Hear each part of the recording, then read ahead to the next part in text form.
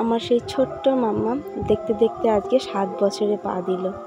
7টা বছর ভাবা যায়, সেই ছোট্ট মাম্মা আজকে কত বড় হয়ে গেছে। তা আজকে মাম্মামের জন্মদিন 18ই এপ্রিল, বৈশাখের 4 তারিখ।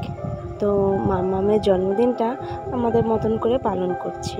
তো মামামের জন্মদিনের দিন ওর আর কি পরীক্ষা ছিল, সে কারণে আজকে শুধুই পায়েস খাইয়ে জন্মদিনটা ইতি করা হবে। আর বাকি যে একটা জন্মদিন অনুষ্ঠান করা, সেটা অন্য একদিন ওর পরীক্ষা শেষ হলে তবেই করব। তো দেখো, সকালবেলা আর বাবা যথারীতি জন্মদিন বলে কথা, এটা নতুন জামা তো আনতেই হয়, তাই এই পেস্তা কালারের সুন্দর জামাটা নিয়ে এসছে।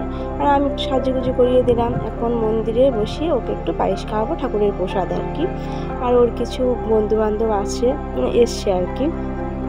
তো দিদির কাছে পড়তে এসেছিলো, তো ওদের থাকতে বলেছে যে এখন যেতে হবে না, পিয়ার আর কি পায়েসটা খাওয়া হোক, তারপর ওরা যায়। তা বললো ঠিক আছে। তো এই করে এখন দেখো মামাকে রেডি করে দিয়েছি, সমস্ত কিছু সাজুগুজু করে দিয়েছি।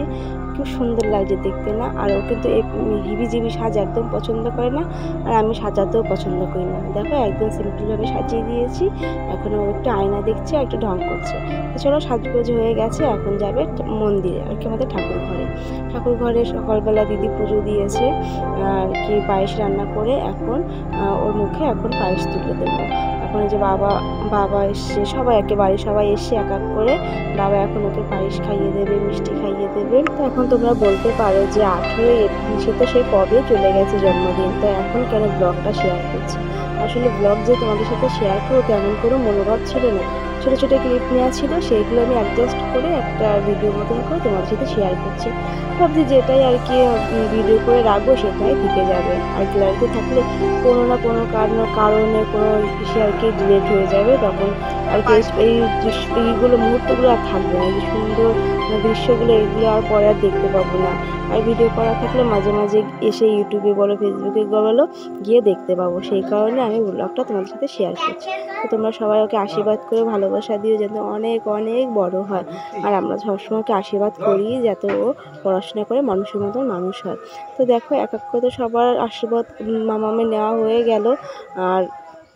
আর মামামের যে একটা অনুষ্ঠান আর কি আগামীতে করব, সেটা আর কি মামামের পরীক্ষা শেষ হলে তবেই করব। এখন কি বলতো, পরীক্ষার মধ্যে যদি এই অনুষ্ঠান আদি করা হতো, তাহলে কি হতো, ওর মনটা কিন্তু পরীক্ষার মধ্যে থাকতো না। আগে পরীক্ষা, তারপরে অন্য কিছু, তাই না? জন্মদিন সামনে বছর করা যাবে অনুষ্ঠান করে, এই আর কি। তো এখন দেখো ওর বাবা আর কি, আমরা জানি যে পায়েসটা খাইয়ে আর কি জন্মদিনটা হবে। এখন যে ওর বাবা মনে মনে কেক এনেছে, তা কে জানে। ও ভাবছে যে জন্মদিনের দিন কেক না আনলে হয়, পরে না জন্মদিন করে, সেদিন তার জন্মদিন থাকবে না, সেদিন শুধু অনুষ্ঠান করা হবে। কিন্তু আজকে একটু কেক না আনলে হয় না। তো সেই কারণে দেখো ওর বাবা কেক নিয়ে আসে। আর দেখো আমি কেমন বলদ, কেকটা এনে ঘরে পাখা চালিয়ে রেখে দিয়েছি, আর টিনের ঘর যেহেতু, গরমে কেকটা ঘেমে দেখো কি অবস্থা। তো যাই হোক, আমরা একটু হাসি আড্ডা করে কেকটা কাটাকাটি হলো, খাওয়া দাওয়া হলো। এখন দেখো ওর বাবাকে বলছে, বাবা তোমাকে একটু মাখিয়ে দেবো। এখন ওর না, যে কোনো নিজের জন্মদিন বলো আর অন্য কারো জন্মদিন বলো, জন্মদিনে গেলেই ওর শুধু আর কি কেকের যে ক্রিম থাকে না, সেই ক্রিমটা মাখানো ওর আর কি বড় উদ্দেশ্য।